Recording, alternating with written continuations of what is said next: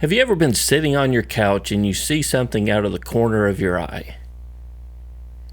You immediately turn your head to see what's there. You see, the human eye is very good at picking up motion. This week on MCrider, we're going to show you how to use that ability to your advantage.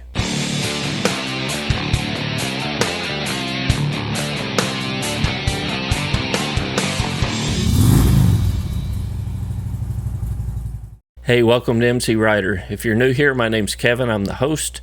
We release a weekly video with the goal to help make you a better rider. If you haven't done so already, hit that subscribe button and hit that bell icon, and you'll get notification of every new video that we put out with new training videos every Friday morning. The human being with two fully functional eyes, i.e. one that didn't get hit by a baseball, is able to perceive depth and distance by two primary means. This week we're going to discuss those means, and we'll show how you can use that to your advantage to be seen better on the road. The first is the relative size of objects. As a car approaches an intersection, its relative size gets larger to its surroundings. This change in size of an object alerts driver B that the car is getting closer. Well, this is one area where motorcycles are at a disadvantage, because our relative size is small to begin with, and it's much harder for the driver of the car to see the difference in size as we approach an intersection. That's why cars often pull out in front of motorcycles, because subconsciously the brain never registers the change in size of the motorcycle, so it doesn't register the distance or the speed of the approaching motorcycle. So when it comes to size, cars have a big advantage over motorcycles. But motorcycles have a trick up their sleeves that cars can't take advantage of: lane position. How does lane position help the motorcycle rider? Well, the car is stuck in its current lane position, but the motorcycle rider has some options. And these options that the motorcycle rider has can help the driver see us by taking advantage of the second way we perceive distance, and that's motion. If the rider of the motorcycle approaches the intersection where little to no motion is perceived, it's much more difficult to see them. But if they change their lane position just a little, they help create motion for the car and make it much easier for the driver to see them.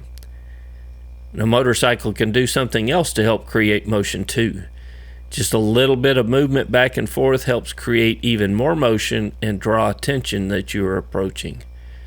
So let's go out to the street. We'll put you in the position of the driver of a car, and we'll see what this actually looks like. So here I am in that far right position in the lane. What I want you to pay attention to, particularly early on, is the relative position of my head to the backdrop and how little motion there is between the two.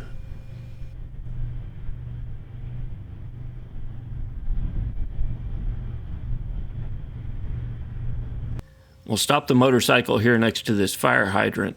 You'll notice that my helmet relative to the background started in this position and ended in this position. Now let's move our lane position out and notice the difference in motion relative to the background that can be achieved just by lane position.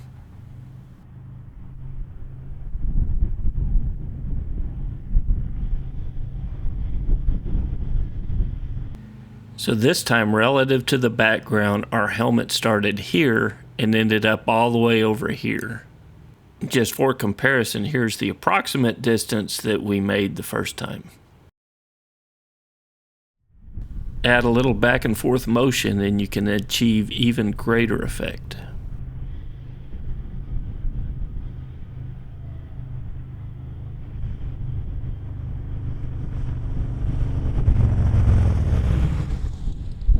Now, it's important to remember that just because you do everything you can on the road to help that car see you, it doesn't mean that they're going to.